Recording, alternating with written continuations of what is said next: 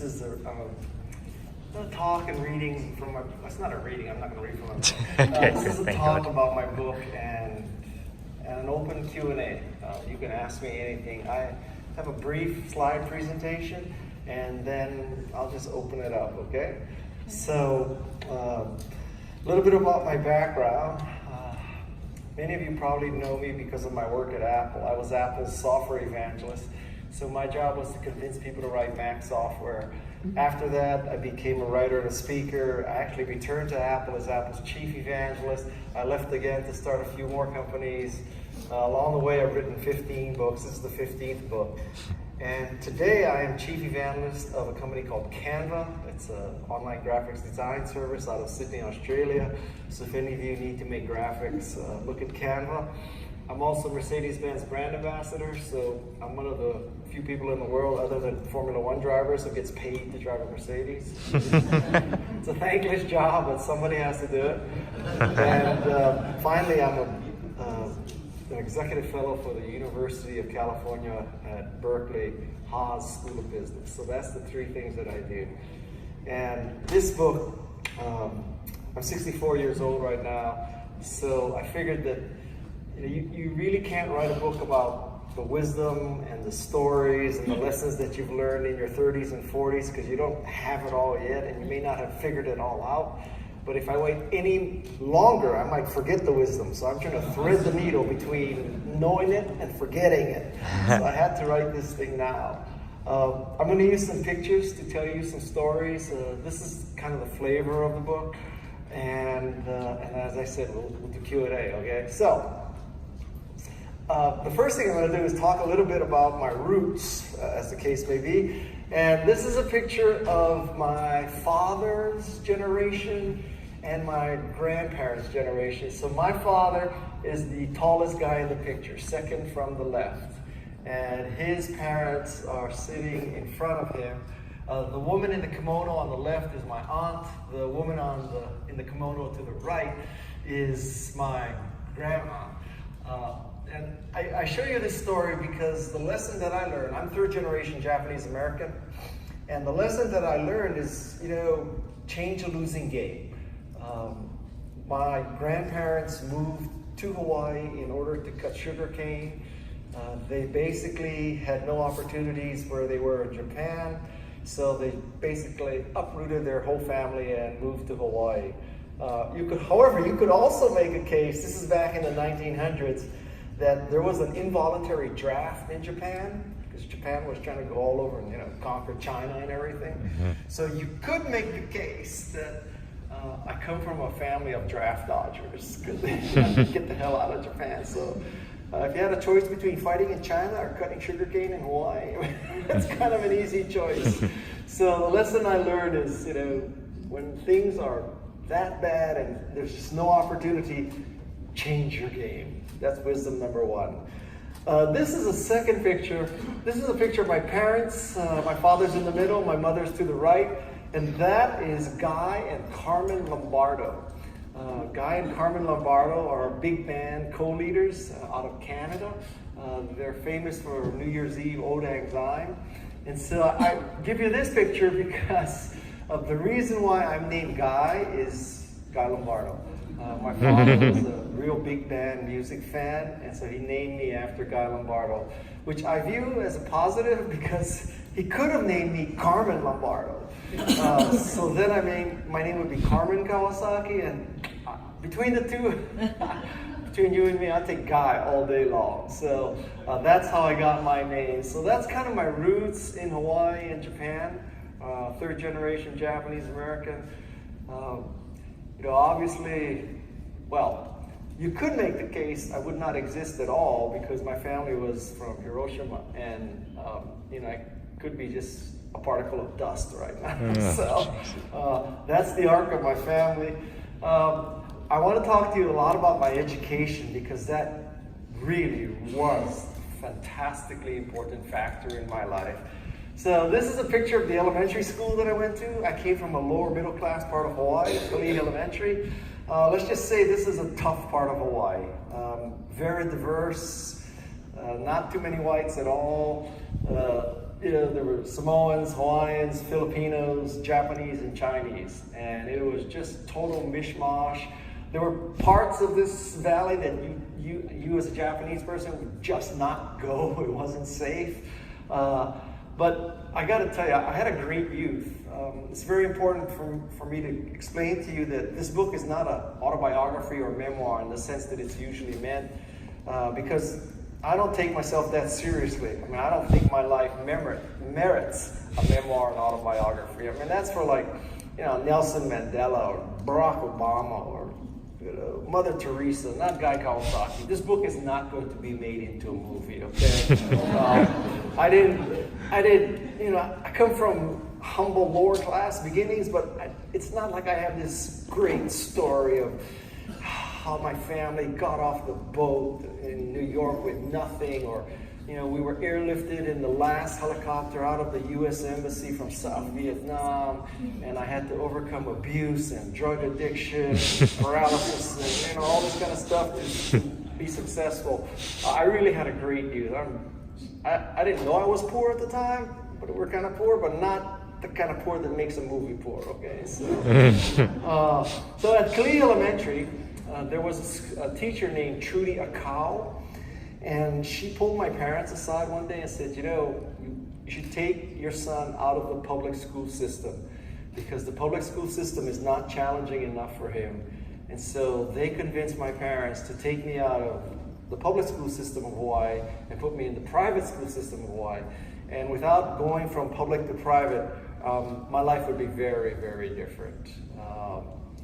The public school system probably would have meant that at the most, my aspirations would be, run a drugstore, run a hotel, work for a pineapple company, something like that.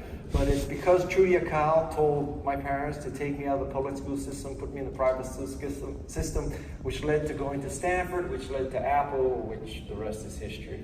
So that one teacher changed the arc of my life.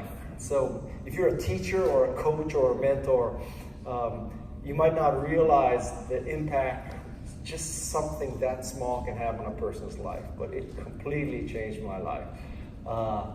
This is my elementary school. This is not one of those schools that, they have the latest equipment and all that kind of good stuff, and they have yoga classes and a vegetarian diet and all that. This is hardcore school here. So I have a very soft spot for this school. So Trudy Akau, she changed my life. The next picture, I'm going to have to read it to you. So this is a report card. The wisdom here is about selective memory. So I have 4 children now. And I used to tell them, unlike you kids, I used to really study hard in school. And I used to get good grades. I was really diligent and I really cared. And in the research for this book, I came across this old report card. And so I just want to read you. Let's see. The first one says, Guy has been doing fine work in a demanding section, except for a couple of quizzes that reflected a failure to prepare for lessons on a daily basis. On the test he received A's. Next quarter, Guy relaxed conspicuously this quarter, and his grades slipped down as he did. If he would become alert again, his grades would continue to rise. Next quarter, Guy still has not regained his earlier spark. His writing has been consistently in the C range. He wrote only 1 good paper this quarter on the Iliad, not enough for an honors grade in an honors section. So, unlike Donald Trump, I have not spent my life trying to hide my transcripts and grade. So, you know that I was a C student in English back then. I'll also tell you my SAT scores. My SAT scores were 610 and 680. So, not bad, not great, but I'm not paying anybody to hide them. I don't have a lawyer to call all the schools that I attend to hide the transcripts. So there it is, right there. The wisdom here is about selective memory. I really thought I was a great student, and clearly I wasn't.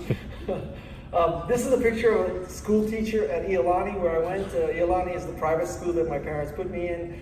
Basically, there's sort of two, really challenging prep schools in Hawaii, Iolani and Punahou. Iolani is the school that I went to, and the school that Barack Obama could not get into, so he had to go to Punahou.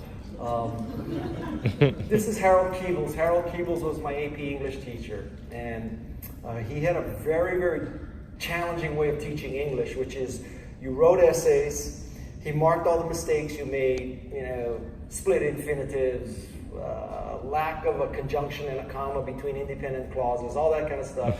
He circled the bad sentence. You had to write the sentence incorrectly as you did. Then you had to cite the rule that you broke. Then you had to rewrite the sentence correctly. And let me tell you, when you have a 3-step process like that, it's not like a Google Doc, or you run Grammarly on it. It's a major pain in the ass. You really learn to write. And so he was the hardest teacher I had in high school. And I learned something here that 20 years after, I look back and he's probably the best teacher I had. And I think that this is true of teachers and bosses, that when you look back, the hard ones, the tough ones are the best ones. When you're in it, when you're working for somebody or when you're in school, you're always looking for the easy teacher, the easy subject, the easy boss. But when you look back 20 years later, it's the tough ones that brought the most value to your life. And certainly, Harold Keebles brought so much to my life. He passed away a couple decades ago, actually, and I'm sure that he's very amused that of all students that he ever had, I'm the one who wrote 15 books. Let's just say I wasn't his most honored honor student. Right? So, Harold Keebles, thank you very much. The next thing is, I'm going to fall on my sword and tell you about the motivations in my life. So, this is a picture of a bus stop. This bus stop is in front of a high school in Hawaii called Kaimuki. It is across the street from Iolani. So Kaimuki is the public school, Iolani is the private school. Kaimuki is a relatively tough school, at least back then. So once, when I was at Iolani, I would catch the bus home, and at this bus stop, I was once robbed. So this Kaimuki student just came up to me and said, "Give me your money," he's going to beat the crap out of me. And I tell you this story because that was a big motivation in my life. That time I said, man, I'm going to study and I'm going to work hard to get the hell out of any place that I can get hijacked at a bus stop. So that was one motivation, believe it or not, avoiding crime. And that's a valuable lesson because I think a lot of people, they're worried about, they want to, it's like the Sandra Bullock movie, and you're going to see even more of this in the next slide. The Sandra Bullock movie where she's an FBI agent and she's undercover in a beauty contest, and then every beauty contestant, there's this 5-minute time where you have to tell your personal statement and how you want to bring about world peace and end global warming and save the whales, and that's the typical kind of speech. So you think, you're going to ask an author, why'd you write this book? And the author's going to say, well, it was to further knowledge and to make the world a better place and to, and all that. What motivated you in life? And I'll tell you, half the motivation for me in my life is get the hell out of crime. That was number one. Number two, this is a picture of a Ferrari Daytona. So at Stanford, I had a very wealthy roommate named Mike Boych. And one year, he took me home to his house. And his house is in Phoenix, or his house was in Phoenix, Arizona. The backyard was the Arizona Biltmore golf course. And listen, coming from Kalihi Valley and Kalihi Elementary to Phoenix, Arizona, backyard is the Phoenix, Arizona Biltmore golf course. Man, that was like an eye-opening experience, my God. And then one night, we had dinner at the Arizona Biltmore, and his mom let me drive this car home. So this is the first and maybe the last time I ever drove a Ferrari. And I said, oh my God, man, I'm going to take a harder curriculum. I'm going to study. I got to get a car like this. So I'm falling on my sword here. I'm telling you that I once had a ride in a Porsche 911 when I was in high school. I drove this in college once. And, when everybody talks about the motivation was to change the world, I can honestly tell you all I wanted to do was change the car. So this Ferrari Daytona was a big factor in my motivation. It made me study hard, made me work hard so that someday I could buy a Ferrari. Although I've never bought a Ferrari because my wife won't let me because she thinks it's just too tacky. But anyway. And now, as a Mercedes-Benz brand ambassador, believe it or not, contractually, I cannot buy a Ferrari. I mean, woe is me, 1% problems. I'm probably a Ferrari owner. I have to drive a Mercedes. Okay, so that's motivation, insipid as it may be. The next thing is I'm going to tell you some Apple stories because, that's probably why you came. So story number one, the person on the left is Mike Boych. That was his mother's Ferrari, my college classmate, and the first software evangelist at Apple. And the way I got my job at Apple is pure, simple nepotism. 100% nepotism. Mike Boych was my roommate. He hired me into Apple. That was my only qualification. The person to my right is Alan Rossman. He was the third generation software evangelist. So in a nutshell, Mike Boych started evangelism. I took the credit, and the person on the left did all the work. So there's a lesson here, there's some wisdom here, and I tell it in the book that, I got into Apple because of Mike Boych and nepotism. I had a psych degree, and I had no work experience in the tech business. Well, I had a very brief stint, but nothing that you would, put on your LinkedIn profile that would make a difference. And I learned a very valuable lesson, which is it's not how you get into the job, it's what you do once you got in. So I got in totally unqualified, but because I loved Macintosh and I just worked my butt off, I was successful. It's not because of nepotism that I succeeded, it's because of nepotism that I got in. And I think the flip side is also true, in case you don't have to realize on nepotism, which is, let's say you have a 4.0 from Carnegie Mellon, right? PhD from MIT in computer science, and you work for 10 years for some tech firm. So on paper, you are absolutely perfect. On the second day on the job, it also doesn't matter. Nobody cares about your GPA. Nobody cares where you work. You either deliver or you don't. So the key is to get in and to succeed.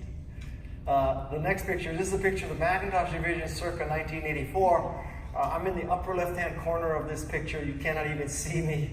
I don't know why I didn't think to stand in the front of this picture. But you know what, I gotta say, in 1984, who the hell knew that Apple would be so successful? I mean, I'm the dope who quit Apple twice. So, in fact, I quit Apple twice. And I turned down Steve for a third job. So really, I had 3 passes at staying at Apple. So those 3 mistakes cost me roughly $250 million. 250 million here, 250 million there. It adds up. It's real money. You can buy your own Mercedes. So the most important person in this picture is, without a doubt, Steve Jobs. And this is a very important photo because this is the only known instance of Steve Jobs getting on his knees for anybody. This group of people are the largest collection of egomaniacs in the history of California. And we held that record for about 30 years until Facebook just broke the record. We held that record for 30 years. It was a great time, and I want you to notice one thing, and this is way before Me Too came to light, and this misogynism and all this stuff we're dealing with today. This is in 1984, and look at the gender makeup of that picture. I'm going to address that in a couple more slides, but Steve Jobs is way ahead of his time. So everybody wants a Steve Jobs story, so I'm going to give you my Steve Jobs story. So one day I'm sitting in my cube. Up appears Steve Jobs with a stranger, somebody I never met. He asked me, Guy, what do you think of this company called Knoware? K-N-O-W-A-R-E. It was knowledge software, educational software company. So I said, well, Steve, I think it's a mediocre company. It has a mediocre product. Drill and practice arithmetic. 2 plus 2 equals 4. Doesn't take advantage of Macintosh graphics, Macintosh display, Macintosh WYSIWYG, nothing. It's not strategic for us. It's a mediocre product, mediocre company. And then he says to me, Guy, I want you to meet the CEO. So that's what it was like working for Steve, all right? So, the movie, the books, the magazines, everything you ever read and heard about Steve, all true. He was a very difficult person to work for. He was just absolutely demanding, capricious, just drive you crazy. He would do things. If this was a meeting of Apple, he would say, "Who hired him? Who hired him? Who hired him? I want to know who hired him. Why is he still working in this division?" And he would do that in front of everybody. It just scared the shit out of me the first time I saw it. And so, with current warm and fuzzy kind of vegan Birkenstock kind of yoga tantric HR, you're supposed to meet with the person and talk about your needs and the issues and reach these mutually beneficial goals, and then as you provide nothing but positive feedback, you develop this positive relationship, right? That's HR today. Let me tell you something. Steve did none of that. If you have any doubt, I can tell you with total certainty that fear is a fantastic motivator. I was afraid of getting ripped by Steve Jobs. I did some of my best work ever. So that's the Macintosh division. It was good. Listen, for all the negatives you hear about it, I have absolutely zero regrets about working here. And this was a formative experience for me. None of those people in there regret working for Steve Jobs, I guarantee you. It was a fantastic ride. And many of us anyway, are where we are because of Steve. There's no question. I think the world is a lot less interesting without Steve Jobs.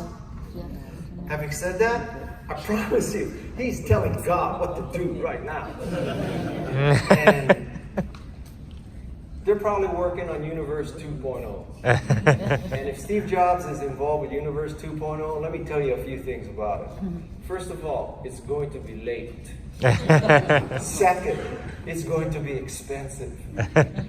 Third, it's going to be the greatest universe till about 2 p.m. when the power runs out. And all the cables that you use in this universe will not work in the next universe. The Macintosh division. What a great experience. Next picture. Addressing gender. So this is a picture of a reunion panel about 4 years ago. And so we brought together the main people who worked for Steve. And I want to show you this picture because Steve was so far ahead of his time in this area. The woman holding the microphone is Andy Cunningham. She was in charge of PR for Apple's outside agency. The woman in the blue is from the New York Times. She's actually the moderator. The next woman in black, that is Joanna Hoffman. She was played by Kate Winslet in the Steve Jobs movie. The next woman is Debbie Coleman. She ran the factory. Next person is Susan Barnes, CFO. Next person, Barbara Colkin, product marketing. So I'm telling you, in 1983, half of Steve Jobs' reports were women. I mean, I can tell you something about Steve. For all the fear and the obnoxiousness and the terror that he struck in us, there was one thing that was absolutely true. He did not care about gender. He didn't care about race. He didn't care about sexual orientation. He didn't care about any of the superficial stuff. All he cared about was your competence. That's Steve Jobs' direct reports, 1984. That woman in green once went to Japan with Steve to negotiate with Sony to put Sony disk drives in the Macintosh 128K. The people at Sony told Steve that they would not negotiate with a woman. Steve told Sony, if you don't negotiate with her, you will not have our business. End of discussion. This is 1984, Steve Jobs. Next thing is values. These are some of the ways that I learned my values in life. So, story number one. The most out of focus picture I have in any presentation I've ever used. but Photoshop can only do so much. So here's the scenario. Richard Branson and I are in Moscow, and we're speaking, and he comes up to me in the speaker ready room, and he says, "Guy, do you fly on Virgin?" And I say, "Richard, I am United Airlines Global Service." Anybody here from United Airlines right now?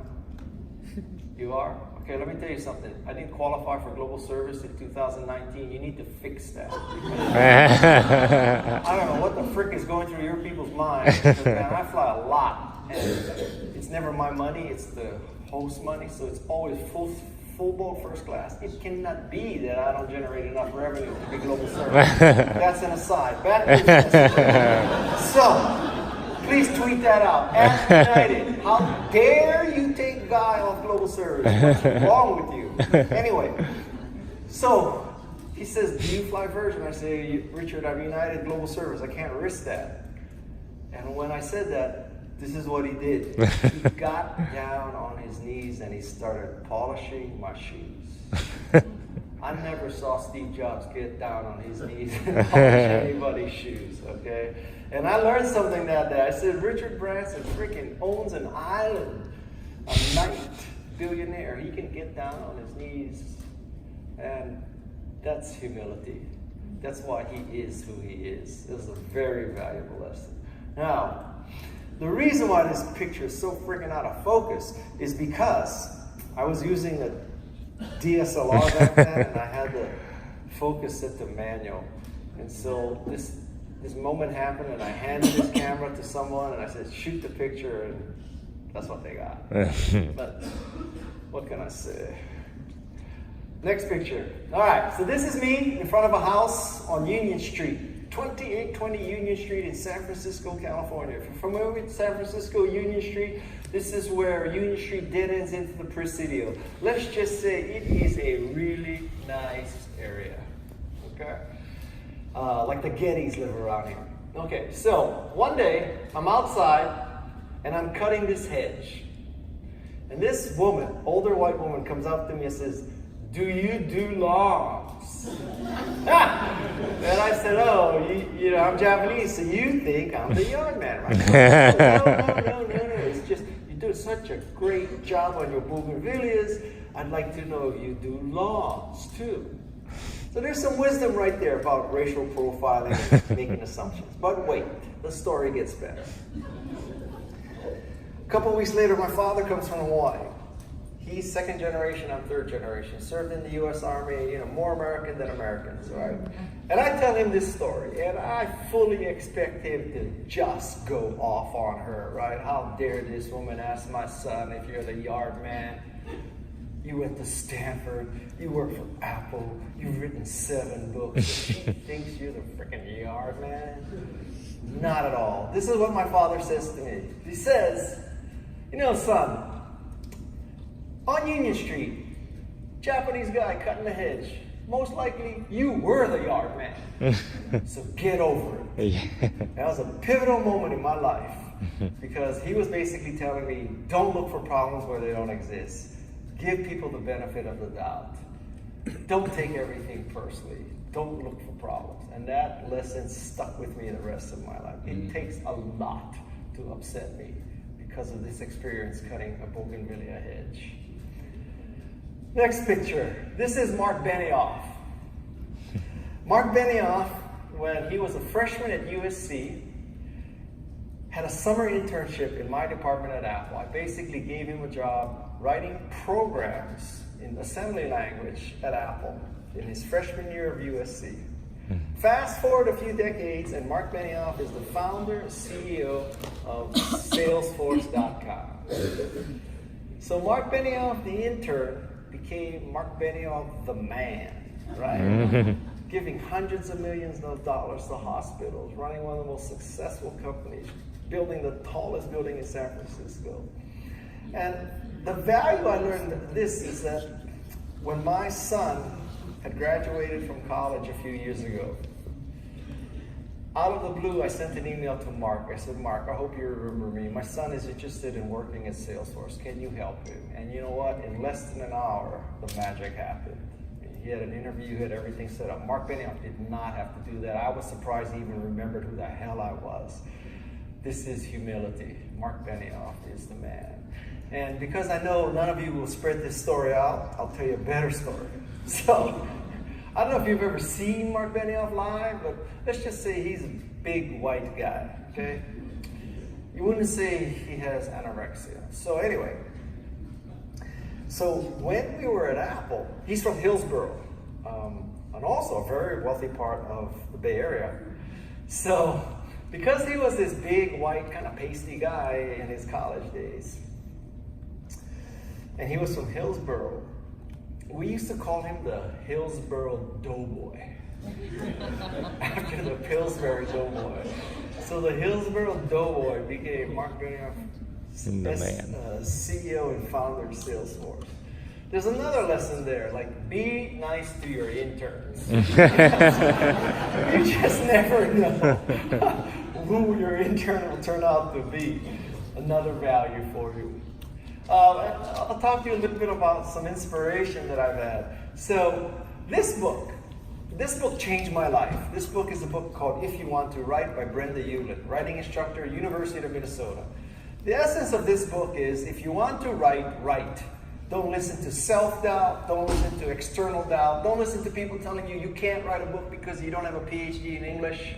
Don't listen to yourself say, I can't write a book because I don't have a PhD in English. If you want to write, write.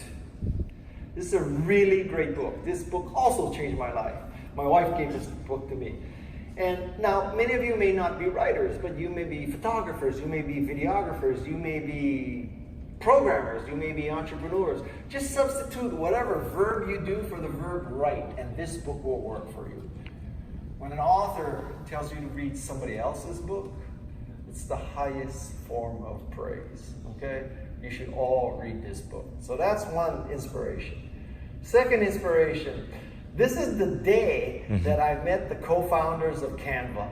And Canva has been an inspiring story for me. So how many of you use Canva already? So you know, right? I mean, it has democratized design. It like makes everybody into designer. In the time that you can, well, let me say this right. You can finish a design in the time it takes you to boot Photoshop. That's how easy and fast it is. And working for this company has been inspiring to me because I have never worked for a company that had a greater respect and passion for improving everything they do. So there are companies that work on their marketing, there are companies that work on their engineering, but Canva, they're just relentlessly pursuing perfection, kind of Lexus. And it's been, at the end of my career, just a delight to work for Canva because they care so much about every little detail of the business. So this is Canva. And then, this is a picture of me with Jane Goodall, one of the more inspiring people that I've ever met in my life. I interviewed her for TEDx, and she's actually inspecting my head, looking for bugs, ape style. So she is just an awesome person. I hope, if you, well, there's many YouTube videos of her, but Google, Jane Goodall and Guy Kawasaki. It was a brilliant interview that she gave me. I mean, it was so much fun. Jane Goodall, fantastic person. And now, a little bit of my passions. So, passion number one is, about, 18 years ago, I went to a birthday party at the San Jose Sharks, and I took my wife and two kids, two boys, age 8 and 10. So first hockey game, and they just love hockey. How many of you play hockey out there? So, hockey is about speed, and it's about hitting, and there's physics involved, the physics of skating, the physics of how the puck flows, the physics of shots. It's teamwork. It's not like basketball where once you break through, you can just put it in the net. There's still somebody standing in front of the net. I mean, it is a very, very demanding sport. And I loved it. And so what happened was my wife told me, our two kids are taking up hockey. I don't want you to be like a typical Silicon Valley dad standing on the sideline on your BlackBerry every once in a while looking up at the game. I want you involved with their life. So if they're taking up hockey, you're taking up hockey. Because I always listened to I took up hockey. And I loved it. I loved it from the first moment I stepped on the ice. And literally, the first time I stepped on the ice was when I was trying to learn hockey, and this was at age 48. There's not a lot of pond hockey in Hawaii, as you can imagine. So this picture is taken in Slovakia. And if you're a real big hockey fan, the person sitting next to me, where I'm putting the ears on his head, that's Peter Stastny. He was the second leading scorer in the NHL when Wayne Gretzky was playing. And so I tell my friends in Slovakia, I was coming for a speech. I said, man, I love hockey. Got any hockey games out there? So next thing you know, they get like an NHL legend, Peter Stastny, to play. They get this whole stadium. Stadium holds 18,000 people. They get 20 other guys, and we have like this hockey game. What a great time that was. And I'll tell you, the stadium holds 18,000 people, and like 17,990 seats were empty, but we had a great time. So that was hockey, my passion for hockey. The wisdom here is that even at 48, you can take up something like hockey. Okay? I think that learning is a process. It's not an event. It's not like learning stops when you graduate college or graduate high school. You keep learning. And then, fast forward 10 or 15 years, and my daughter decides to take up surfing. And so the logic was, if you took up hockey for your boys, you should take up surfing for your girl, right? Of course. So I took up surfing. And let's just say, surfing is harder than hockey. This is a picture of one of my less successful attempts to ride a surfboard. But I took up surfing at 62. And how many of you surf in this audience? Okay, now you know that taking up surfing at 62 is a little late. All right. I love surfing. Surfing is even more captivating than hockey, if that's possible. Have you ever tried to surf? It is a fantastic sport. So anyway, again, learning is not an event. It is a process. 62. Okay, so let's say you're sitting there and you're 40. You're thinking, man, I'm too old to learn to surf, right? Just say it. Imagine learning to surf 22 years from now. That's what I did. You can do it. And so this is a picture of myself with my daughter.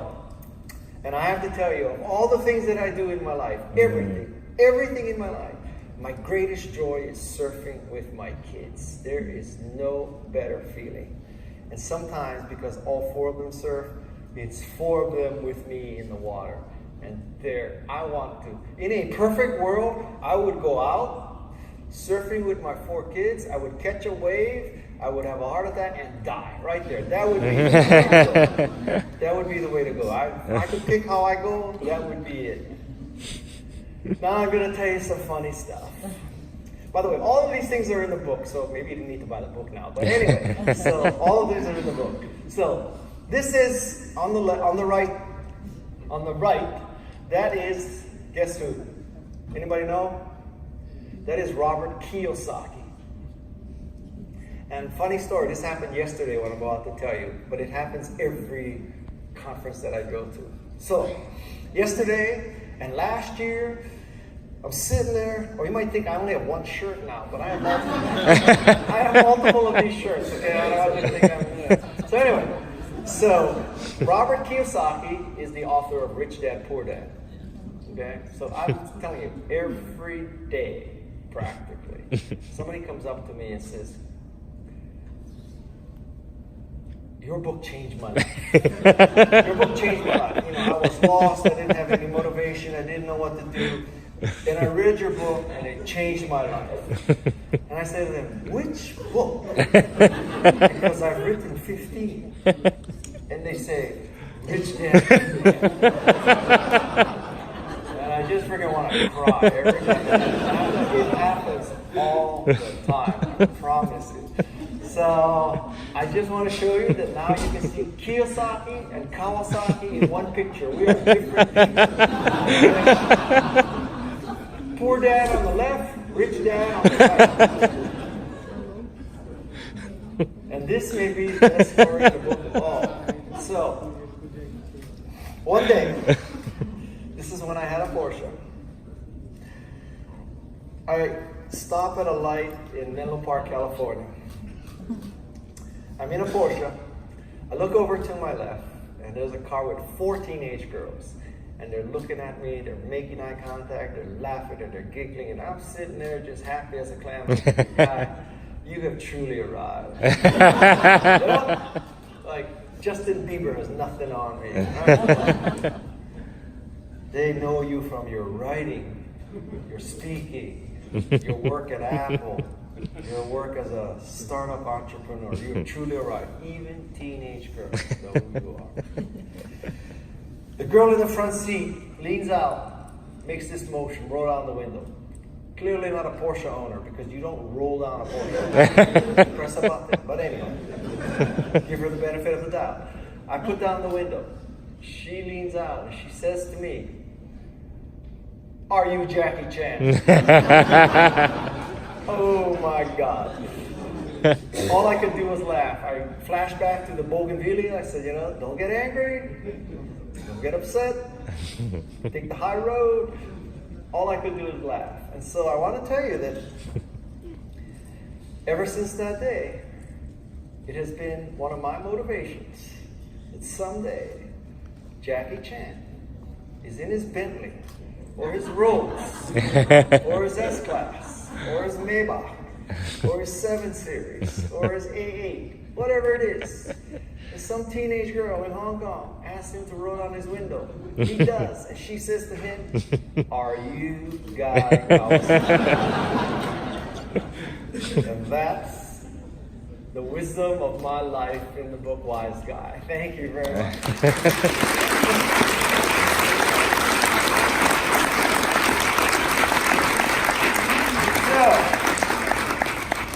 What time did we start? 9:30, right? So we have 15 minutes, whatever. Questions? I hope is that a mic right there?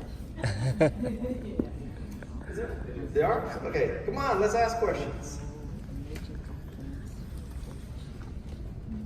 All right, I'll ask one.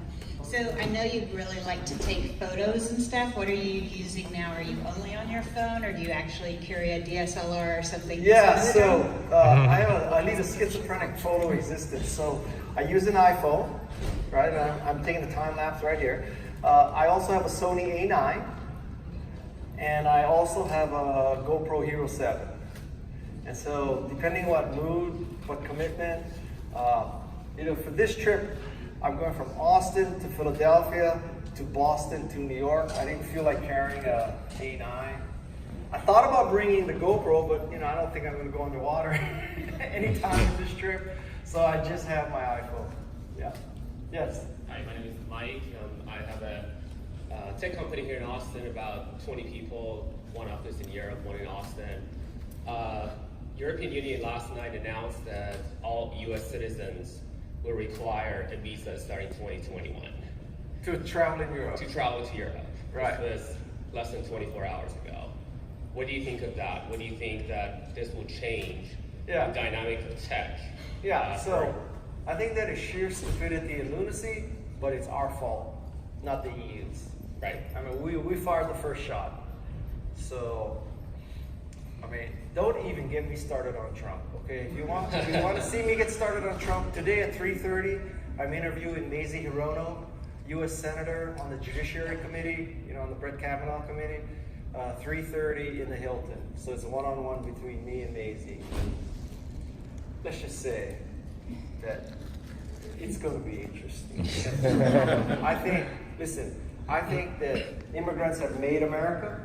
If you look at tech in particular, Larry and Sergey from Russia, Jerry, everybody, not a lot of people came over on the Mayflower.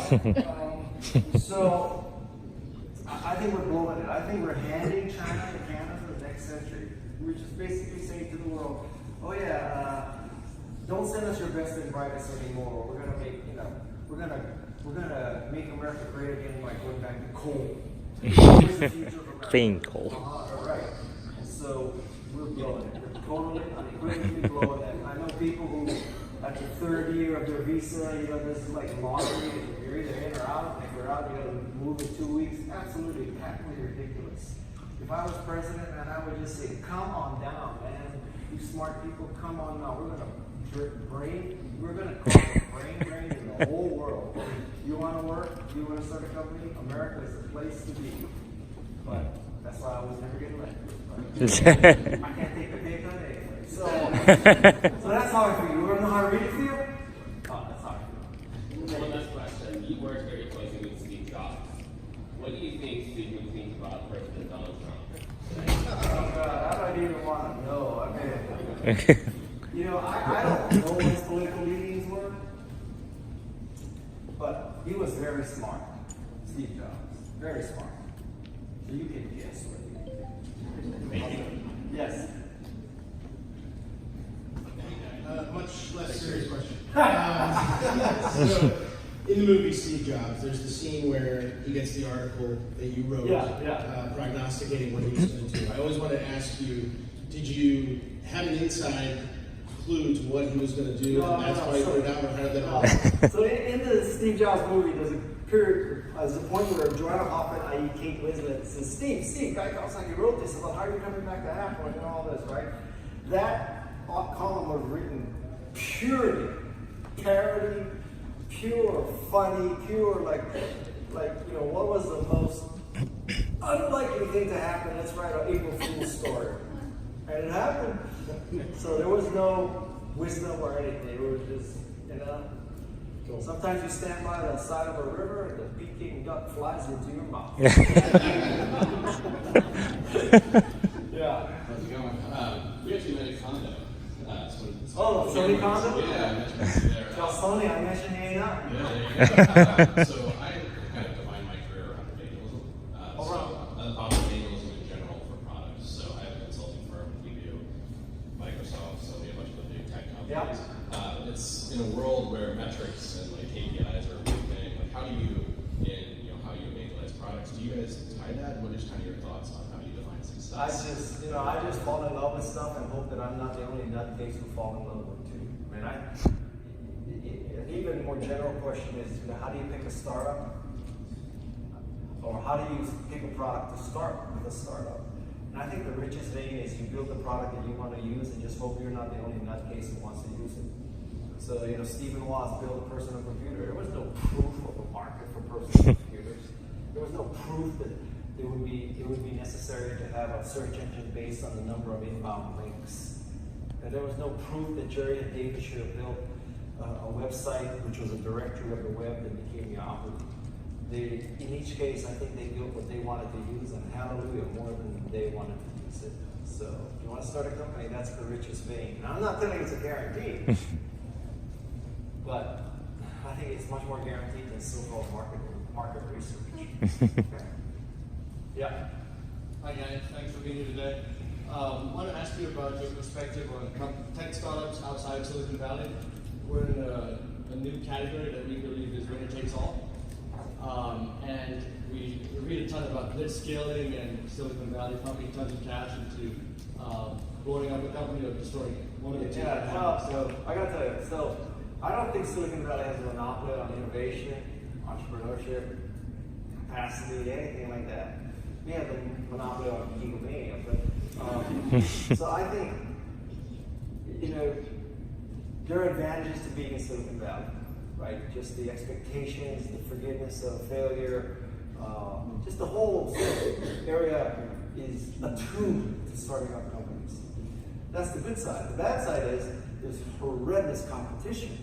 So, imagine you're trying to start a company from Stanford, and you're competing with Apple, Google, Cisco, Yahoo, Facebook, Pinterest, Instagram, YouTube, for engineers, for talent.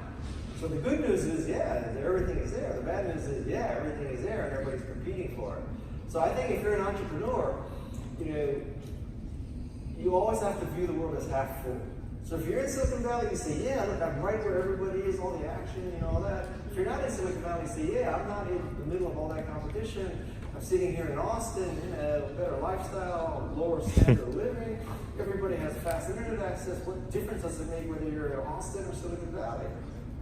And that's the logic I would use. I mean, I work for a company in Sydney, Australia. But you think you're far from Silicon Valley? Give me a break. 17 time zones away. So it's the quality of the product and the service. Don't get me wrong. It can be done. I mean, Skype wasn't started in Silicon Valley. It can be done. But you got to believe it can be done. And some things you need to believe to see. Yeah. Yeah. Hey man, thanks for coming down. I wanted to ask you about Canva and why you decided to join Canva and what made you stay. Yeah, why did I join Canva? So, this is about 5 years ago. I have an assistant who helps me with social media called Peg Fitzpatrick. So, she was using Canva to make graphics for Twitter.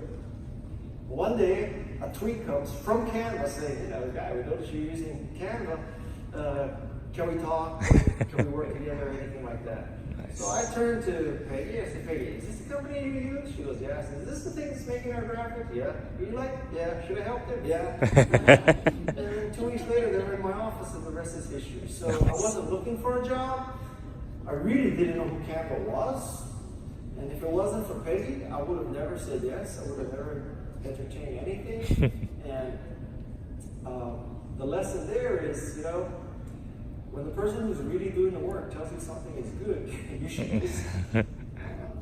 Thank God for Peggy. So yeah, that's cool. the story. So.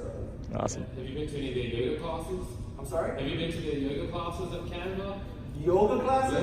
Yoga classes, I'm not the yoga kind of guy. Although I do need to stretch, but no, yoga is not my thing. It's not violent enough. All right. Thanks, man. I need action. Yeah. Hi Guy, I'm Alex, representing one of the leading seed investors out of Germany. Yeah. And thank you for your great insights and story. The quick question is, what do you see in the future? What's going to happen next year? Everybody always asking, what do you see in the future? What's your take on the crypto space? What space? The crypto, blockchain, Cryptocurrency? blockchain, cryptocurrency. Like a Guy coin or That's something. all over my head. I really don't understand cryptocurrency, right? Because it seems to me that if you want to be paid, you want to be paid in something very stable, right? So if somebody says, "Oh, here's think about it. Here's $100,000 in cryptocurrency to make a speech." I don't want to wake up the next day and find out it's $25,000. Listen, I don't mind waking up the next day and finding it's $200,000, but I want a real stable currency for one. I don't know why you would speculate on currency. That I don't understand. And blockchain, it's like one big database. I don't know. This is all over my head. I freely admit. I don't know what the next big thing is. I don't think anybody who knows, anybody who says they know what the next big thing is lying. Yeah. Because nobody knows. I mean, a few years ago, we all thought MySpace would be the operating system of the internet, right? MySpace would control the world. On MySpace's world, which would be the whole world, Amazon would be a little corner store, Apple would be a little corner store, Microsoft would be a little boutique. The whole thing would be MySpace. Oops. So I look at that, and nobody really, Facebook is supposed to go to infinity and beyond. Well, maybe not right now. Right now they're going in for privacy. Who the hell knows? And Apple was supposed to die in 1997. Now it's $1 trillion company. I mean, go figure. Tim Apple is sitting next to Donald Trump. I mean, go figure. What a strain. Excellent. I don't know. I really don't know. I'm not trying to be cagey. I'm not trying to be modest. I really don't know. But I will tell you, if I knew, I wouldn't tell you anyway. I really don't know. That's right. Hey Guy, that was awesome. Thanks for that. So around what you do know around how Steve Jobs would have done things differently to Tim Apple, what are your thoughts on Apple's current innovations and how can they stay competitive in the next few years? Wait, I didn't quite get the question. Around what Steve Jobs would do around Apple's innovations now to stay competitive. Now? Yeah. I hope that if Steve were still alive, he would be trying to create the next category. And the next category is different than the next iPhone, right? So like today, if you look at an iPhone, I cannot explain to you which models there are and why anyone would buy one or the other. I literally, I can't even understand that, right? And so, you know, yes, I mean, for that matter, I can't explain the difference between a MacBook Pro and a MacBook Air anymore either, right? So, you know, the evolution of an existing product is kind of obvious. You make it bigger, faster, cheaper. You take away all the ports so it'll be less convenient and people have to buy a bunch of dongles and carry around a bunch of shit. Okay, so that's a development path. I get that. But the real test is how do you create the next category, not the next version of what you already have. And that's what I hope Steve Jobs will be doing. Something that would make me want to give up my iPhone and Mac. Do you think the Apple glasses is going to be a hit next year? I mean, to me, the use of Apple glasses is kind of like Google Glass, where you're a Boeing engineer and a 787 has 2,000 wires, and you're looking at it and saying, like, does the red wire go here or there, right? And so you look at it in Google Glass, and the manual's on the Google Glass, so the Google Glass recognizes, yeah, the red wire goes into this one, not that one, and the plane won't crash. I mean, instead of holding up a 5,000-page manual in paper saying, oh yeah, the red one goes there. I understand that use. I understand if you're teaching someone how to cook, you know, Google Glass is there, so you know, cut the carrots different. Or I understand if you're an auto mechanic, you know, this is where you put the thing. I understand all that kind of enterprise use. I don't know what you would use, you know, all the time. I mean, for not enterprise, not manual based. I don't know. That's a tough one. But yeah. I think for enterprise use, Google Glass or Apple Glass is truly relevant. But that's it. Okay. Thanks, Guy. Last question. Hi. Talking about the Silicon Valley, what lesson do you think that the world should learn from the Silicon Valley to be like? The lesson from what? From the Silicon Valley, what the world needs to learn from the Silicon Valley to be like more. Oh, from Silicon Valley? Yeah. I think the lesson that the world should learn from Silicon Valley is that two guys in the garage, two gals in the garage, a guy and a gal in the garage can still dent the universe. You know, that they can create something hugely successful. That I would not go so far as to say failure is okay, because that leads to sloppy thinking, but people can recover from failure. You don't have to like hold it against a person's family for the next 5 generations if they started a company and failed. So I think it's about optimism and the glass being half full, and you know, anything is possible. That's the lesson of Silicon Valley. Okay? So one last question, because I know you're all dying to buy books. One very simple question. I have a question for my friend. She actually is a fan of you, and she knows, I'm listening to the lecture. She knows you have set up a website of Altalk. You have Altalk. Yes. What about Altalk? And actually she is planning to set up a similar website on the field of healthcare. So she wants to ask you, if you have any advisor. Altalk, or Altalk-like site? Yeah. Well, Altalk was a site where we aggregated news by RSS feeds, right? That's what we're talking about. And what we tried to do, we created it really because I needed a site like that, because I wanted all my news about photography in one place and cars in one place and all that. We sold that company, but I can't tell you it was a smashing success.